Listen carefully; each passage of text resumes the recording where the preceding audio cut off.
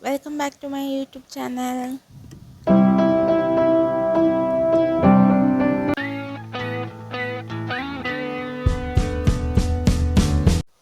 നമ്മളിന്ന് ഉണ്ടാക്കാൻ പോകുന്നത് ചോക്ലേറ്റ് ബ്രൗണിയാണ്. അതിനായിട്ട് ഫസ്റ്റ് വേണ്ടത് ചോക്ലേറ്റും ബട്ടറുമാണ്. അത് ഡബിൾ ബോയിൽ മെത്തേഡ് യൂസ് ചെയ്ത് മെൽറ്റ് ചെയ്യണം. അതിനുശേഷം ഡ്രൈ ഇൻഗ്രീഡിയൻസ് നമുക്ക് അരിച്ചെടുക്കാം. അപ്പം first 1 cup of maida, 2 tablespoon of cocoa powder and 1 teaspoon of baking soda. ഇത്രയും കൂടെ നന്നായിട്ട് അരിച്ചെടുക്കണം. ഒരിക്കലും അരിക്കുമ്പം കട്ട തട്ടാൻ പാടില്ല. കട്ടയെല്ലാം കളഞ്ഞ് നമ്മൾ അരിച്ചെടുക്കണം, എന്നാലേ ഇത് സോഫ്റ്റ് ആവും. അതിനുശേഷം അരിച്ചത് മാറ്റി വെക്കണം. അത് കഴിഞ്ഞിട്ട് നമുക്ക് എഗ്ഗ് ബീറ്റ് ചെയ്യാം.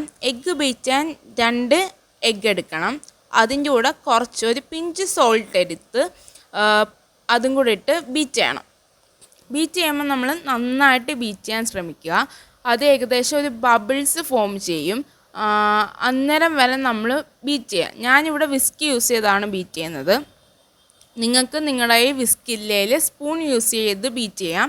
അല്ലെങ്കിൽ ബ്ലെൻഡർ ഉള്ളവർക്ക് അങ്ങനെയും ബീറ്റ് ചെയ്യാം. നന്നായിട്ട് ബീറ്റ് ചെയ്ത് കൊടുക്കാൻ ശ്രമിക്കണം. ഏകദേശം ഒരു വൈറ്റ് കളർ വരുന്നിടം വരെ നമ്മൾ ബീറ്റ് ചെയ്തെടുക്കണം.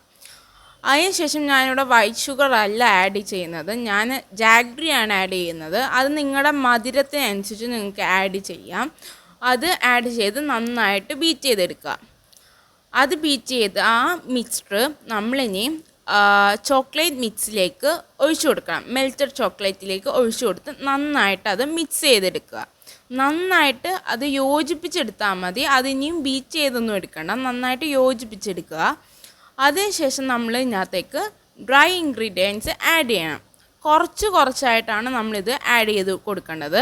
കുറച്ച് ആഡ് ചെയ്ത് നമ്മളത് നന്നായിട്ട് മിക്സ് ചെയ്യുക. മിക്സ് ചെയ്യുമ്പോൾ നമ്മൾ എപ്പോഴും ശ്രദ്ധിക്കേണ്ട ഒരു കാര്യം, ഒരു ഡയറക്ഷനിലേക്ക് മാത്രം അത് മിക്സ് ചെയ്യാൻ ശ്രമിക്കുക. കാരണം അല്ലെങ്കിൽ അത് കട്ട തട്ടാൻ സാധ്യതയുണ്ട്. അപ്പം നമ്മുടെ ബ്രൗണി പൊങ്ങാൻ സാധ്യത കുറവ്. അതുകൊണ്ട് നന്നായിട്ട് ഒരു ഡയറക്ഷനിലേക്ക് മാത്രം മിക്സ് ചെയ്യുക. ഇത് നന്നായിട്ട് മിക്സ് ചെയ്തതിന് ശേഷം അടുത്ത കുറച്ചും കൂടെ ബാക്കിയുള്ള ഡ്രൈ ഇൻഗ്രീഡിയൻസ് ആഡ് ചെയ്ത് അത് മിക്സ് ചെയ്യുക.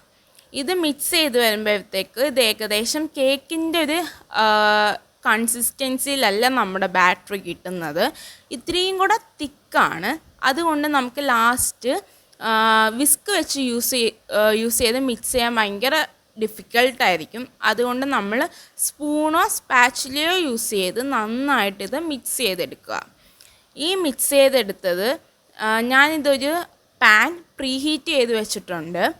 അപ്പം 10 മിനിറ്റ്സോളം പ്രീഹീറ്റ് ചെയ്ത പാനിലേക്കാണ് ഞാനിത് വെക്കാൻ പോകുന്നത്. കണ്ടെയ്നറിലേക്ക് മാറ്റി കുറച്ച് ചോക്ലേറ്റ് ചിപ്സ് ആഡ് ചെയ്ത് ഞാൻ പാനിലേക്ക് വെച്ചു. അത് കഴിഞ്ഞിരിക്കെ നന്നായിട്ട് ഒരു 30 to 35 മിനിറ്റ്സ് ബേക്ക് ചെയ്തെടുക്കണം. നമ്മൾ ഒരു 10-20 മിനിറ്റ്സ് ആകുമ്പോൾ നോക്കണം ബേക്കായോന്ന്. അപ്പോൾ എനിക്കിവിടെ നന്നായിട്ട് ബേക്കായിട്ട് സോഫ്റ്റായിട്ട് എൻ്റെ ബ്രൗണി ഇവിടെ കിട്ടിയിട്ടുണ്ട്. നല്ല സോഫ്റ്റായിട്ട് നിങ്ങൾക്ക് തന്നെ കാണാം. നല്ല സോഫ്റ്റായിട്ടാണ് ആ ബ്രൗണി കിട്ടിയേക്കുന്നത്. നല്ല ടേസ്റ്റിയുമാണ്.